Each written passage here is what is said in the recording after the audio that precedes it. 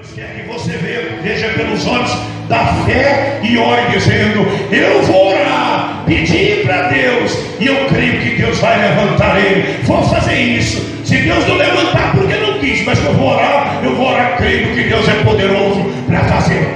Aleluia. É um perigo andar pelos olhos, irmãos.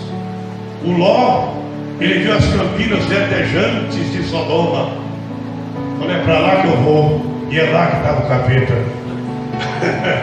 Abraão deu uma escolha para ele. Ele escolheu logo o encapetado e sofreu barbaramente naquele lugar. Mas Deus foi bom que tirou Ló daquele lugar. Não é?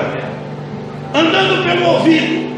Primeiramente vamos ver o que acontece com o crente. O que ele tem que ouvir primeiro? João capítulo 8, verso 47. O que vai nos dizer? Quem é de Deus escuta as palavras de Deus. Por isso vós não a escutais, porque não sois de Deus. Então nós temos que escutar o que, irmãos? A palavra de Deus. Mas existe gente escutando outras coisas? Existe. Irmão Eli, 1 Timóteo capítulo 4, verso 1. Mas o Espírito expressamente diz que nos últimos tempos apostatarão alguns da fé, dando ouvidos a espíritos enganadores e a doutrina de demônios. Então existem espíritos enganadores e doutrina de demônios, não é? Nosso ouvido tem que estar totalmente preparado para não ouvir esse tipo de coisa, não é isso? Muito bem. Mas o que nós devemos ouvir então? Como que tem que ser a nossa visão e a nossa audição? A Bíblia diz que o justo andará pela fé. Isso significa, ele anda pela fé, toma decisão pela fé, age pela fé. E aonde não há fé, disse Paulo que até comer sem fé é pecado. Então, irmãos, como deve ser o nosso ouvido? É muito simples. A vigilância pertence a nós. Não podemos andar pela vista, não podemos andar pela audição e não podemos andar pela mente. O que é a mente? O raciocínio humano. Vamos ver isso? Segundo Reis, capítulo 7, verso 1 e 2. Depois eu vou explicar para vocês o que aconteceu. Sabe o que aconteceu, irmão? Samaria vinha com uma fome por muitos dias, porque o exército inimigo tinha cercado Samaria, a ponto de pessoas estar comendo carne de gente, e o estrume de pombo ser vendido por um valor alto. As pessoas estão comendo estrume de pombo para não morrer de fome. O rei da cidade quis cortar a cabeça de Eliseu, e Eliseu disse: olha, assim diz o Senhor, por amanhã nesse horário vai haver abundância de alimento na cidade de Samaria. E o capitão, com a mente lógica, disse: ainda que se abrir uma janela no céu, isso não pode acontecer. Aquele capitão, ele tinha lógica, e a lógica humana não pode demandar o poder de Deus.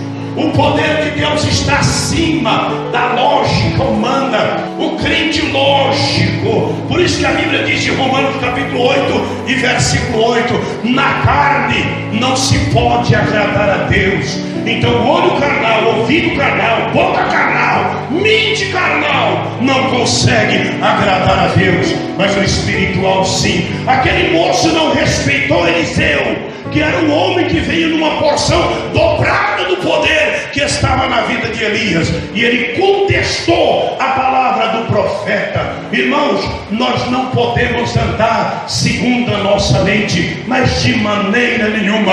A Bíblia diz que os crentes, nós temos a mente de Cristo, e a mente de Cristo é uma mente de bênção, de vitória. Não é uma mente de dúvida ou uma mente lógica, não, é uma mente poderosa, e nós temos essa mente e temos que andar por essa mente.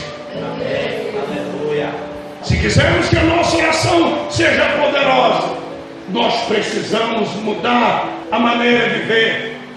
Às vezes um milagre de Deus pode ser tão grande que até um homem experimentado fica surpreso. O povo de Israel chorou e Deus disse para Moisés: eu vou dar carne para esse povo durante 30 dias consecutivamente, até sair pelos narizes. E Moisés disse: mas como, Senhor? É uma multidão, só homem, era cerca de 3 milhões. Era muita gente, num deserto, aonde vai arrumar carne? Irmão Eli, às vezes no fim do ano a gente quer fazer um churrasco de virada de ano. Ah, mas vai ter quantas pessoas? 10 pessoas. Então tem que ser no mínimo 5 quilos de carne para dar para fazer um churrasco e tal. Agora imagine 30 dias comendo carne sem cessar. E Moisés falou: de onde se viria tanto boi? Deus disse para ele: você vai ver se a minha palavra vai se cumprir ou não. Aleluia! Até Moisés ficou surpreso com o poder de Deus. Então não podemos duvidar, irmãos. O que Deus fala acontece, e acontece mesmo em ponto final. Aleluia! Nós não podemos navegar na vida espiritual. Agora vocês vão entender, porque é acostumado a navegar na internet. Não podemos navegar na vida espiritual de uma maneira humana. Se navegar de uma maneira humana, você sabe o que vai acontecer? O demônio vai estar presente, mas não vai ter coragem de expulsar. Porque não, a Bíblia diz: chama o presbítero da igreja.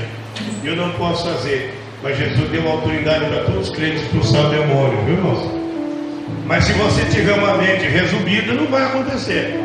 Não vai acontecer, porque vai acontecer que nem o capitão aqui, ó. Para mim é muito difícil acontecer isso.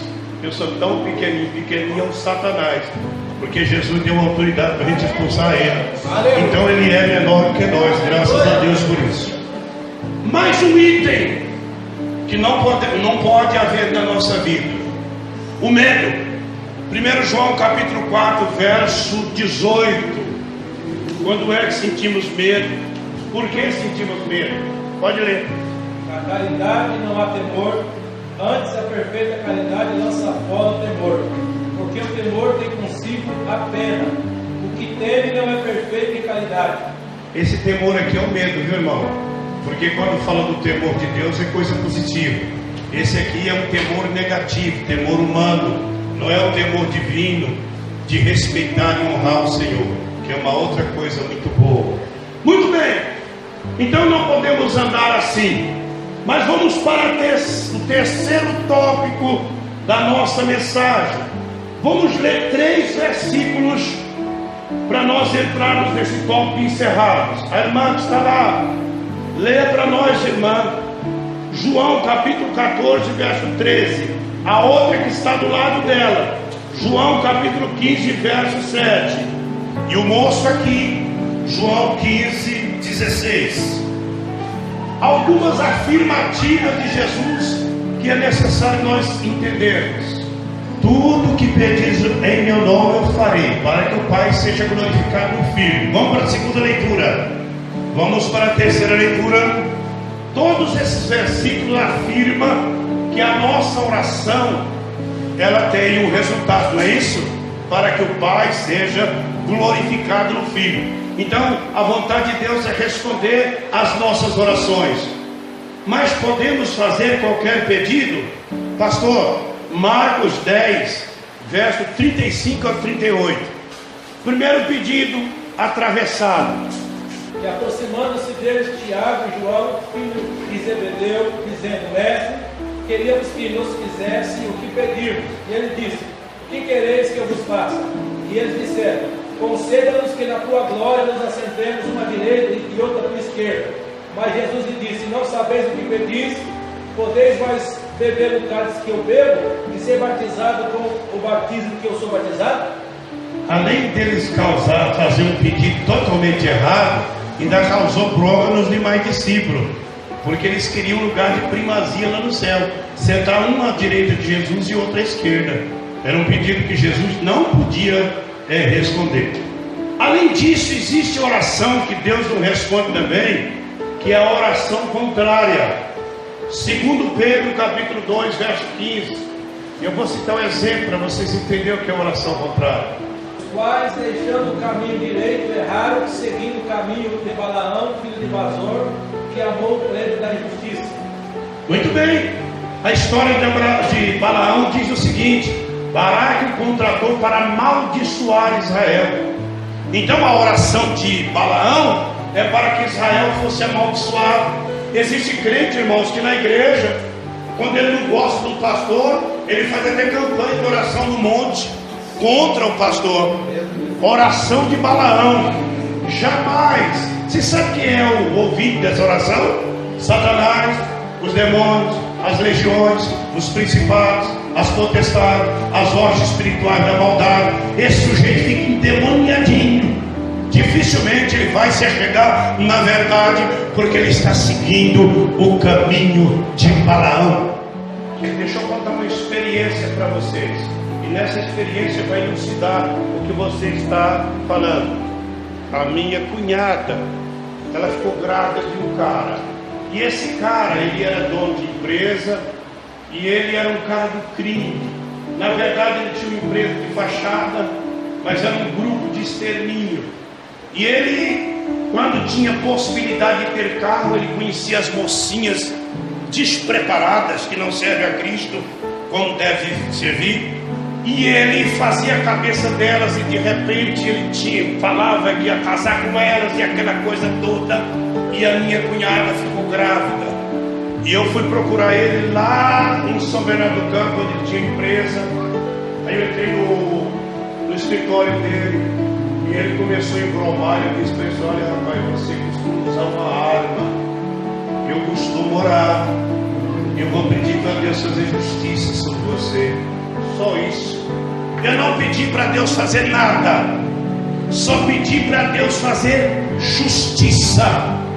E a justiça de Deus poderia salvar ou caçar o mandato do sujeito.